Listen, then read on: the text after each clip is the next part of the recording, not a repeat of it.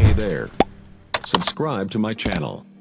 And also press this bell icon. Example आपके पास तैयारी के लिए हैं 6 महीने विच मेक्स इट 180 डेज।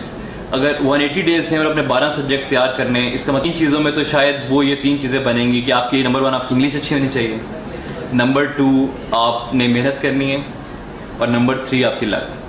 आपको बहुत सारे ऐसे लोग मिलेंगे कि जिनकी इंग्लिश भी अच्छी है, जिन्होंने मेहनत भी की है, लेकिन वो फिर भी CSS पास।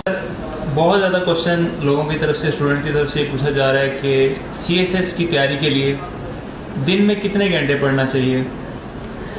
ये शायद सबसे ज़्यादा पूछा जाने वाला सवाल यही है, और इसका कोई एक सॉलिड आंसर नहीं है। इसमें मैं आपको अपना एक तरीका बता सकता हूँ कि किस तरह से तैयारी की जा सकती है।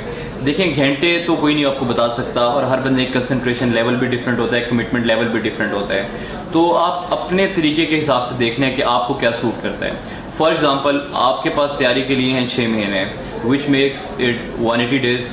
अगर 180 डेज हैं और अपने 12 सब्जेक्ट तैयार करने हैं, इसका मतलब आपके एक सब्जेक्ट की तैयारी के लिए आपके पास 15 दिन है। 15 दिन का मतलब ये है कि अगर पाकिस्तान अफेयर को तैयार करने के लिए 15 दिन आपके पास है, पाकिस्तान अफेयर के 40 टॉपिक्स हैं, तो आपको एक दिन में कितने टॉपिक्स करने हैं? आपको एक दिन में तकरीबन 2 से 3 टॉपिक्स करने हैं। अब अगर वो 3 टॉपिक अगर आपके शाम टाइम, मगरिब टाइम तैयार हो जाते हैं, तो आप मगरिब टाइम सो जाएं। अगर आपके रात 4 बजे तक भी तैयार नहीं होते, तो आप करके सोएंगे उसे। तो बेसिकली आपने टारगेटेड तैयारी रखनी है, आपने टाइम से इसका कोई ताल्लुक नहीं बनाना। हो सकता है कि किसी दिन आपके 3 के बजाय 1 टॉपिक हो, लेकिन फिर अगले दिन आपको 5 करने होंगे। बेसिकली आपकी यही तरीका है। इसके अलावा अगर आपको कोई बंदा तरीका बताता है तो शायद ठीक नहीं है।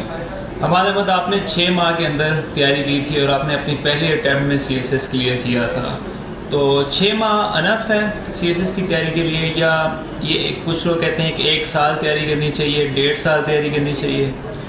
देखिए, अगर आपके बेसिक इंग्लिश के कोई मसले मसाइल नहीं है, और अगर आप इंग्लिश दोबारा से नहीं सीखनी है, आपका सेंटेंस स्ट्रक्चर ठीक है, आपकी आर्टिकुलेशन ठीक है, आपका एक्सप्रेशन ठीक है, तो फिर आपके लिए 6 महीने मेरे ख्याल में दे आर फेयर अनफ। अगर लेकिन आपको अपनी इंग्लिश दोबारा से सीखनी है, आपके जुमलों में मसला है, ग्रामर के इश्यूज हैं, अब क्योंकि आपने 20-25 साल की ज़िंदगी अपनी एक तरह से लिखने में गुजार दी है, तो उसको अनडू करके दोबारा रीलर्न करके उसको कंसोलिडेट करने में फिर आपको टाइम लगता है, और वो फिर 6 महीने से ज़्यादा दरकार है।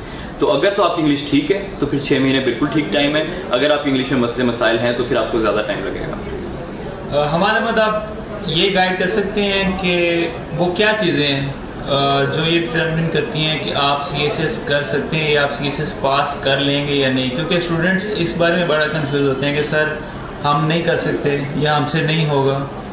देखिए, बहुत ब्रॉड क्वेश्चन है।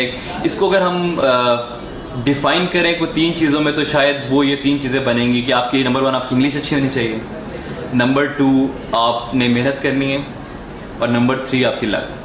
आपको बहुत सारे ऐसे लोग मिलेंगे कि जिनकी इंग्लिश भी अच्छी है, जिन्होंने मेहनत भी की है, लेकिन वो फिर भी CSS पास नहीं कर सके क्योंकि लक उनके साथ नहीं थी। लेकिन आपको कोई ऐसा बंदा नहीं मिलेगा कि जिसकी इंग्लिश अच्छी नहीं थी और जिसने मेहनत भी नहीं की और उसने CSS पास कर लिया हो। तो पहले 2 आपके प्री रेक्विजिट्स हैं, वो आपने खुद करने, और तीसरा अल्लाह पे छोड़ देना। Thank you so much. हमारे सेल्फ स्टडी इन पाकिस्तान जी, और आपको अगर आप चाहते हैं अगर ऐसी वीडियोस आप देखते रहें, तो आप इसको सेल्फ स्टडी इन पाकिस्तान को सब्सक्राइब करें, अपने दोस्तों से भी शेयर करें और कमेंट्स करते रहें। Thank you so much.